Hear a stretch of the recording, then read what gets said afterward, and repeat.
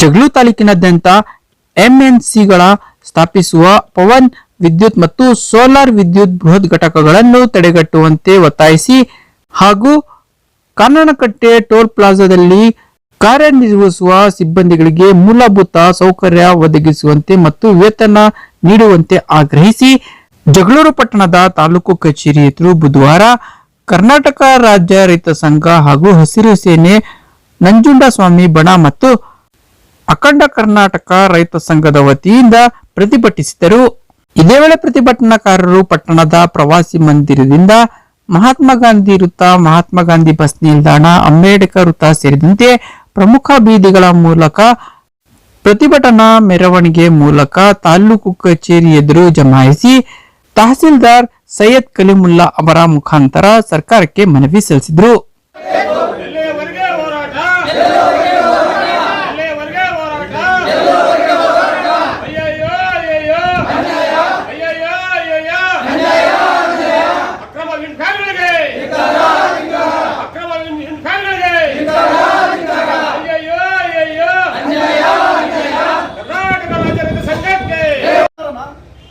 ನಮಗೇನು ಕಾನೂನು ವ್ಯಾಪ್ತಿಗಳಿಲ್ಲ, ಷರತ್ತುಬದ್ಧ ನಿಯಮಗಳನ್ನು ಯಾಕೆ ಉಲ್ಲಂಘನೆ ಮಾಡಿದ್ರು, ಬಕೆಟ್ ಹಿಡಿದ್ರು.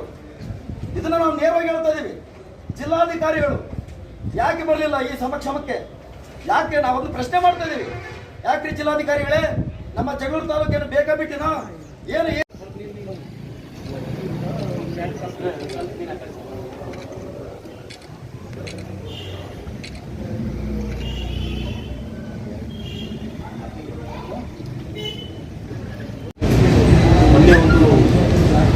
ಕಲ್ಲೆ ದೇವರಪುರ ದೇವಸ್ಥಾನದ ಜಮೀನು ಕಬಳಿಕೆ ಮಾಡಿಕೊಂಡು ಫ್ಯಾನ್ ಹಾಕಿದ್ದಾರೆ ಅಂತ ಒಂದು ನ್ಯೂಸ್ ಬಂದಿದೆ. ಮೊನ್ನೆ ಜಿಲ್ಲಾಧಿಕಾರಿಗಳು ಈ ಬಗ್ಗೆ ನನಗೆ ಸ್ಥಳಕ್ಕೆ ಪರಿಶೀಲನೆ ಮಾಡಿ ಭೇಟಿ ಕೊಟ್ಟು ಏನು ವಾಸ್ತವಾಂಶದ ವರದಿ ಇದೆ ಬರೀ ಹಿನ್ನೆಲೆಯಲ್ಲಿ ನಾನು ಹೋಗಿದ್ದೆ ಸ್ಪಾಟಿಗೆ. ಶಿವಮೊಗ್ಗ ರೈತ ಬಾಂಧವರೆಲ್ಲರೂ ಸಹ ಸರ್ವೆ ನಂಬರ್ 68 ಬೊಮ್ಮನಾಯಕನಹಳ್ಳಿ ಬೊಮ್ಮಘಟ್ಟ ಸರ್ವೆ ನಂಬರ್ 68ರಲ್ಲಿ 98 ಗುಂಟೆ ಜಮೀನು ದೇವ್ರ ಜಮೀನಿದೆ. ಕಲ್ಲೆ ದೇವ್ರ ಜಮೀನು ಪೇಪರಲ್ಲಿ ಬಂದಿದ್ದು. ದೇವ್ರ ಜಮೀನಲ್ಲಿ ಫ್ಯಾನ್ ಹಾಕಿದ್ದಾರೆ. ದೇವ್ರ ಜಮೀನಲ್ಲಿ ಫ್ಯಾನ್ ಹಾಕಿರಲಿಲ್ಲ. ಪಕ್ಕದ ಸರ್ವೆ ನಂಬರ್ 11/4 ಮತ್ತು 3ರಲ್ಲಿ ಪ್ರೈವೇಟ್ ಲ್ಯಾಂಡ್ ಇತ್ತು, ಅಲ್ಲಿ ಸಹ ಫ್ಯಾನ್ ಹಾಕಿದ್ದಾರೆ. ಇದು ಪರ್ಮಿಷನ್ 109 ಈಲ್ಡ್ ಕನ್ವರ್ಷನ್ ಅಪ್ಲೈ ಮಾಡೋದು ಫ್ಯಾನ್ ಹಾಕಿದ್ದಾರೆ. ದೇವ್ರ ಜಮೀನಿನಲ್ಲಿ 12 ಗುಂಟೆ ಜಮೀನನ್ನು ದೇವಸ್ಥಾನಕ್ಕೆ ಗ್ರಾಮಸ್ಥರ ರೋಡಿಗೆ ಮಾತ್ರ ವೆಹಿಕಲ್ ಅಡ್ಡಾಡಕ್ಕೆ ಮಾಡಿದೆ. ಫ್ಯಾನ್ ಯಾವುದು ಸಹ ದೇವ್ರ ಜಮೀನನ್ನು ಹಾಕಿದ್ದಾರೆ. ಅದೇ ರೀತಿಯಾಗಿ ಗೌರ್ಮೆಂಟ್ ಲ್ಯಾಂಡ್ ಅಲ್ಲಿ ಆಸ್ ಆನ್ ಟುಡೇ ರಾಜ್ಯ ಸರ್ಕಾರ ಆಗಿರಲಿ ಕೇಂದ್ರ ಸರ್ಕಾರ ಆಗಿರಲಿ ಫ್ಯಾನ್ ಹಾಕಕ್ಕೆ ಪರ್ಮಿಷನ್ ಕೊಡ್ತಿದೆ. ಯಾವುದು ಗೌರ್ಮೆಂಟ್ ಲ್ಯಾಂಡ್ ಅಲ್ಲಿ ಫ್ಯಾನ್ಸ್ಗಳು ಬಂದಿದೆ. ಪ್ರೈವೇಟ್ ಲ್ಯಾಂಡ್ ಖರೀದಿ ಮಾಡ್ಕೊಂಡಿದ್ದಾರೆ ರೈತ ಬಾಂಧವರಿಗೆ. ತದನಂತರ ಕನ್ವರ್ಷನ್ ಮಾಡಿಕೊಂಡು ಅವರು ಫ್ಯಾನ್ ಹಾಕೊಂಡಿದ್ದಾರೆ. ಈಗ ಟೆಕ್ನಿಕಲ್ ಇಶ್ಯೂ ಕ್ರೈಟೀರಿಯಾಸ್ ಹೇಳಿದ್ರು, ಇಷ್ಟು ಮೀಟರ್ಸ್ ಖರೀದಿ ಬರಬೇಕು, ಇಷ್ಟು ದೂರ ಇರಬೇಕು ಅನ್ನೋ ವಿಚಾರ. ನಾನು ಸಹ ಹೊಸದಾಗಿ ಬಂದಿದ್ದೀನಿ.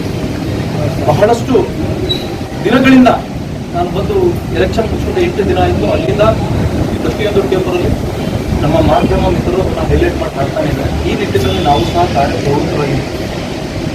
ಹಿರೇಮಲ್ಲನಹೊಳೆಯಲ್ಲಿ ಸರ್ವೆ ನಂಬರಲ್ಲಿ ಅಲ್ಲೇಷನ್ ಆಗಿಲ್ದಂಗೆ ಸರ್ವೆ ನಂಬರ್ 34 ಕೆಲಸ ನಡೀತಾ ಇತ್ತು. ನಾನು ಹೋಗಿ ಅದನ್ನು ಸ್ಟಾಪ್ ಮಾಡಿ ನನಗೆ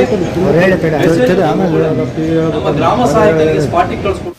ಇದೇ ವೇಳೆ ರೈತ ಸಂಘದ ತಾಲೂಕು ಜಂಟಿ ಕಾರ್ಯದರ್ಶಿ ಕುಮಾರ್ ಮಾತನಾಡಿದವರು, ತಾಲೂಕಿನಾದ್ಯಂತ ನಿಯಮ ಬಾಹಿರವಾಗಿ ವಿಂಡ್ ಫ್ಯಾನ್ ಅಳವಡಿಕೆ ಮಾಡುತ್ತಿದ್ದು ಅಧಿಕಾರಿಗಳು ಕೂಡಲೇ ಕ್ರಮ ಕೈಗೊಳ್ಳಬೇಕು ಎಂದು ಆಗ್ರಹಿಸಿದರು. ಕರ್ನಾಟಕ ರಾಜ್ಯ ರೈತ ಸಂಘ ಮತ್ತು ಹಸಿರು ಸೇನೆ ನಂಜುಂಡಸ್ವಾಮಿ ಬಣದಿಂದ ಇವತ್ತೇನು ಹೋರಾಟ ಇಟ್ಕೊಂಡಿದ್ದೆವು. ಜಗಳೂರು ತಾಲೂಕಿನಲ್ಲಿ ವಿಂಡ್ ಫ್ಯಾನ್ ಅಕ್ರಮವಾಗಿ ಸರ್ಕಾರಿ ಗೋಮಾಳಗಳಲ್ಲಿ ಮತ್ತು ಶಾಲೆಯ ಪಕ್ಕದಲ್ಲಿ ವಿಂಡ್ ಫ್ಯಾನ್ಗಳನ್ನು ಅಳವಡಿಸಿರುತ್ತಾರೆ. ತಾಲೂಕು ಅಧಿಕಾರಿಗಳಾಗಲಿ ಮತ್ತು ಜಿಲ್ಲಾಧಿಕಾರಿಗಳಲ್ಲಿ ಇವ್ರ ವಿರುದ್ಧ ಯಾವುದೋ ರೀತಿಯಾಗಿ ಕ್ರಮ ತಗೊಂಡಿರುವುದಿಲ್ಲ. ಹಾಗೆ ಕೂಡಲೇ ಎಚ್ಚೆತ್ತುಕೊಂಡು ತಾಲೂಕು ಅಧಿಕಾರಿಗಳು ಮತ್ತು ಜಿಲ್ಲಾಧಿಕಾರಿಗಳು ಕೂಡಲೇ ಅವ್ರ ಮೇಲೆ ಕ್ರಮ ತಗೊಬೇಕು ಅಂತ ನಾನು ಈ ಟೈಮ್ನಲ್ಲಿ ನಾನು ಎಚ್ಚರಿಸ್ತಾ ಇದ್ದೀನಿ. ನೋಡಿರಿ, ಮುಂದೆ ಒಂದು ದಿನ ಏನಾದರೂ ನಾವು ಈ ಮನವಿ ಪತ್ರ ಕೊಟ್ಟಿದ್ದೀವಿ, ಇದಕ್ಕೆ ಸ್ಪಂದಿಸಿಲ್ಲ ಅಂದರೆ ಉಗ್ರ ಹೋರಾಟ ಮಾಡ್ತೀವಿ ಅಂತ ನಾನು ಈ ಟೈಮಲ್ಲಿ ನಾನು ಎಚ್ಚರಿಕೆ ಕೊಡ್ತಾ ಇದ್ದೀನಿ. ಜಗಳೂರು ತಾಲೂಕಿನಲ್ಲಿ ಸರ್ಕಾರಿ ಗೋಮಾಳಗಳು ಏನು ಇವತ್ತಿನ ನಮ್ಮ ಹಸುಗಳು ಮೇಯಿಸ್ಕೊಳ್ಳೋ ಅಂಥ ಜಾಗಗಳಲ್ಲಿ ಸಮೇತಗೂ ಇವರು ವಿಂಡ್ ಫ್ಯಾನ್ ಅಳವಡಿಸಿದ್ದಾರೆ. ಕಾಡು ಪ್ರಾಣಿಗಳು ಬದುಕಂತ ಕಷ್ಟಗಳು ಅಂತ ರೀತಿ ಆಗಿದೆ. ಆ ಕಾಡು ಪ್ರಾಣಿಗಳೆಲ್ಲ ಇವತ್ತು ಅರಣ್ಯ ಬಿಟ್ಟು ರೈತರ ಹೊಲಗಳು ಅನ್ನೋಕ್ಕೆ ರೈತರ ಮೇಲೆ ಹಲ್ಲೆ ಮಾಡ್ತಿದ್ದಾವೆ ಅಂತ ಪರಿಸ್ಥಿತಿ ಇಂಥ ಘಟನೆ ನಡೀತಿದ್ರು. ಇದುವರೆಗೂ ಪಾಲಿಸ್ಟ್ ಆಫೀಸ್ ಆಗಿರ್ಲಿ, ತಾಲೂಕ್ ದಂಡಾಧಿಕಾರಿಗಳಾಗಿರ್ಲಿ, ಜಿಲ್ಲಾಧಿಕಾರಿಗಳಲ್ಲಿ ಅವ್ರು ಯಾವುದೇ ರೀತಿ ಕ್ರಮ ತಗೊಂಡಿಲ್ಲ.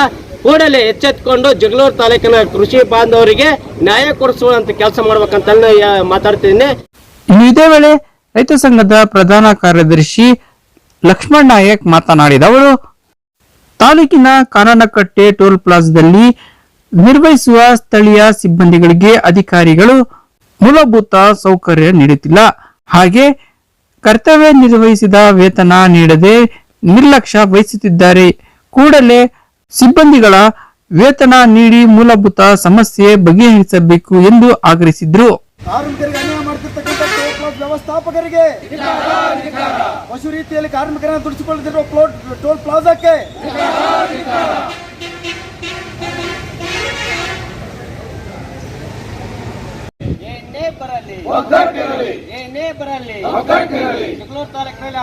ನಮ್ಮ ತಾಲೂಕು ವ್ಯಾಪ್ತಿಗೊಳಪಟ್ಟಿರ್ತಕ್ಕಂಥ ಕಾನನಕಟ್ಟೆ ಟೋಲ್ ಪ್ಲಾಜಾದಲ್ಲಿ ಸುಮಾರು ಸ್ಥಳೀಯ ಕಾರ್ಮಿಕರು 25ರಿಂದ 30 ಜನ ಆಲ್ರೆಡಿ ದುಡಿತಾ ಇದ್ದಾರೆ.